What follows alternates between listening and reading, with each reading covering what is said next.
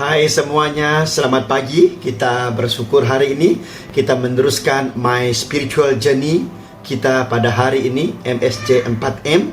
Yang pertama, membaca dan menerima firman. Yang kedua, merenungkan dan menghayati firman. Yang ketiga, melakukan firman. Dan yang keempat, membagikan firman.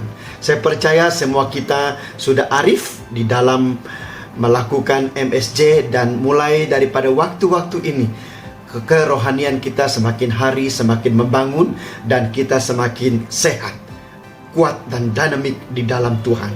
Yang percaya katakan amin. Pada hari ini saya mau kongsikan sebagai seorang pribadi apa satu topik yang membentuk hidup saya sehingga ke hari ini. Yang saya ingat daripada hari pertama saya mengenal Tuhan sebagai Yesus sebagai Tuhan dan Juru Selamat di dalam hidup saya. Nah, yang saya panggil pada hari ini, hati seorang anak. Saudara, sesuai dengan Yohanes 17 ayat 3 berkata demikian, inilah hidup yang kekal itu, yaitu bahwa mereka mengenal Engkau, yaitu Bapa Surgawi, satu-satunya Allah yang benar, dan mengenal Yesus Kristus yang telah Engkau utus. Nah saudara, mengenal Tuhan itu merupakan priority di dalam hidup saya. Tetapi untuk membangun secara rohani, saya tidak boleh membangun seorang diri. Saya memerlukan seorang pribadi yang lain, yang membimbing saya, yang menasihati, yang membantu, yang menegur, yang push saya ke depan. Memang sangat sukar, memang kadang-kadang tidak selesa. Tetapi oleh karena ada seorang pribadi yang bernama Bapak Rohani, itulah sebabnya saya boleh membangun secara rohani. Sehingga ke saat ini saya masih ingat, saya ada beberapa orang teman yang memberikan Alkitab kepada saya, yang mendoakan saya daripada saya awal baby rohani lagi. Mereka menuntun saya, mereka memaksa saya pergi ke gereja, mereka memaksa saya membaca firman. Itu pada masa ketika itu itu perkara seperti memaksa diri saya. Tetapi apa yang terjadi itu merupakan pelajaran yang paling luar biasa yang saya mau kongsikan kepada kita pada hari ini. Nah saudara, prioriti utama kehidupan kita adalah mengenal Bapa Surgawi. Mengapa saudara? Karena mengenal Bapa Surgawi adalah keperluan terbesar dalam perhubungan seorang bapa dengan anak. Nah, bila kita membangun sebagai seorang bayi, saya ada 4 orang anak, dan saya melihat mereka daripada bayi saudara. Nah, sebagai seorang bayi ataupun anak, mereka memerlukan seorang bapa supaya mereka bertumbuh secara emosi, secara fisikal, secara pikiran, secara mental, secara psikologi mereka supaya sehat. Nah, saya sebagai seorang bapa harus membapai mereka dengan kebenaran-kebenaran firman Tuhan. Nah, anak-anak Allah perlu mengenal bapa sebagai bapa untuk suatu pertumbuhan rohani yang luar biasa. Nah, kalau kita melihat sekarang, mengapa salah satu sebab kenapa rohani kita tidak bertumbuh, itu sebab karena figur bapa yang salah. Nah, contohnya bapa kita yang pilih kasih kena adik-beradik yang ramai, pemarah dan tegas seperti tentara, tidak tunai janji. Kata beli basikal, sampai kita saat ini sudah berkawin belum pernah pun beli basikal lagi. Hubungan bapak dan ibu yang renggang. Nah, saudaraku yang dikasih oleh Tuhan, nah kesan yang negatif daripada peristiwa-peristiwa ini adalah seorang anak itu ada perasaan takut gagal. Lalu dia ada satu keinginan untuk sukses yang sangat tinggi. Sukses itu baik, tapi keinginan yang sangat tinggi itu sehingga mengorbankan dirinya, mengorbankan hidupnya, itu yang salah.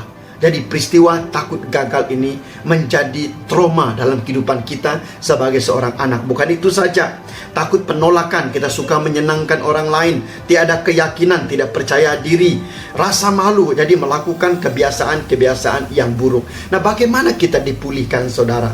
Jadi saya pernah mengalami peristiwa ini saudara. Jadi apa yang saya buat? Saya mengakui di depan Bapa Surgawi saya pengalaman-pengalaman buruk dengan Bapa jasmani. Kemudian saya mengampuni perbuatan-perbuatan Bapak jasmani saya sepenuhnya, sedalamnya, supaya saya dilepaskan, dibebaskan, menerima kesembuhan daripada Roh Kudus. Nah, pada hari ini saudaraku yang dikasihi oleh Tuhan, Malakai 4 ayat 5 berkata demikian, sesungguhnya aku akan mengutus Nabi Elia kepadamu menjelang datangnya hari Tuhan yang besar dan dahsyat itu. Maka ia akan membuat hati bapak-bapak berbalik kepada anak-anaknya, dan hati anak-anaknya kepada bapak-bapaknya, supaya jangan aku datang memukul bumi sehingga musnah. Ketidakfungsian bapak jasmani menjadi kutukan turun-temurun dalam keluarga. Nah, saudaraku yang dikasihi oleh Tuhan, Tuhan memanggil Anda dengan saya supaya kita memiliki satu kehidupan sebagai seorang anak yang sehat.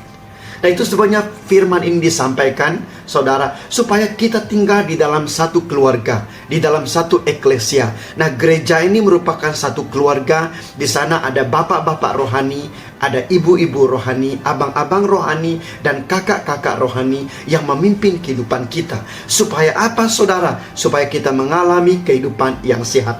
Nah, menjadi anak rohani kepada seorang bapak rohani itu merupakan prioriti yang utama dalam kita membangun sebagai seorang anak rohani yang sehat, sebagai seorang Kristen yang sehat. Nah, apa tugas bapak rohani? Membapai sebagai seorang bapak, menasihati dan menegur, mendisiplin, tujuan untuk memuridkan dan mengembangkan segala karunia-karunia kita. Jadi dalam 2 Timotius 1 dan juga 2 Timotius 2, Rasul Paulus berkata kepada Timotius, "Hai anakku." Jadi dia mengembalai Timotius. Dia memimpin Timotius sebagai seorang anak kandungnya sendiri. Nah, Paulus membapai Timotius sehingga diguna pakai oleh Tuhan dengan luar biasa. Nah, dalam hidup kita ini, saudara, kita sangat memerlukan bapak rohani. Karena hidup kita ini ada titik buta yang kita tidak nampak kelemahan kita. Nah, bapak rohani ini menegur kita, saudara, memimpin kita supaya kehidupan kita tersandung. Nah, pada hari ini, saudara, saya mendorong setiap pribadi kita supaya kita memiliki seorang bapa rohani, ibu rohani, kakak rohani, abang rohani. Sampai sekarang ini saya masih memiliki abang rohani yang memimpin saya daripada sekolah dulu, daripada di universiti lagi, saudara. Sampai kepada hari ini saya bertemu dengan mereka, saya berjumpa dengan mereka. Saya meminta nasihat. Sampai kepada saat ini saya meminta nasihat dengan mereka. Mereka mendoakan saya, mereka mengoreksi hidup saya. Nah, saudaraku yang dikasihi oleh Tuhan, bagaimana menjadi seorang anak?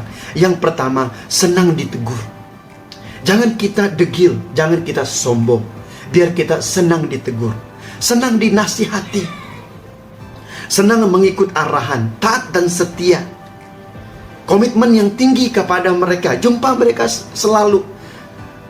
Selain daripada senior pastor kita, saya jumpa dengan pastor-pastor yang lain, dan juga adalah beberapa hamba Tuhan yang lain yang saya hubungi. Dan mereka menegur saya, mereka menasihati saya. Kemudian kita harus jujur dan menjadi murid yang menghormati bapak rohaninya. Nah, pada hari ini saya berdoa supaya engkau menemui seorang bapak rohani. Mulai daripada saat ini saya berdoa supaya engkau mempunyai seorang bapak rohani. Menjadi seorang pemimpin itu gampang, kata Indonesia. Tetapi tidak memiliki hati bapak itu menjadi sia-sia dalam kehidupan kita. Nah, seorang bapak pasti memiliki hati seorang pemimpin. Tetapi seorang pemimpin tidak memiliki hati seorang bapak. Nah, pada hari ini, saudara, biar kita memiliki hati seorang bapa. Nah, saya berdiri di sini pada hari ini mau mencurahkan hati Bapak kepada Anda, saudara, supaya mulai hari ini di dalam leaders to leaders yang kita lakukan, di dalam connect group, di dalam eklesia, di rumah kita, saudara, biar kita memiliki hati seorang bapa. Kita menerima kelemahan, kita menerima kekurangan. Pada masa yang sama seorang bapa menasihati, menegur, malah mendisiplin. Saya percaya semua kita ada pengalaman didisiplinkan. Kita pernah berdiri di atas meja semasa di bangku sekolah lagi. Nah, banyak cara disiplin yang lain. Nah, tujuannya, saudara, untuk apa? Supaya Anda menjadi seorang anak yang maksimal, pikiran yang maksimal, tujuan hidup yang maksimal. Nah, pada hari ini saya berdoa di dalam nama Yesus, engkau memiliki roh seorang anak, hati seorang anak. Di dalam nama Yesus saya berdoa pada hari ini, Bapa, semua anak-anakmu pada hari ini memiliki hati seorang anak, roh seorang anak. Karena menjadi seorang anak adalah proses belajar sampai ke akhir hidup kita. Di dalam dan di atas nama Yesus, semua kita yang menerima roh seorang anak berkata, amin.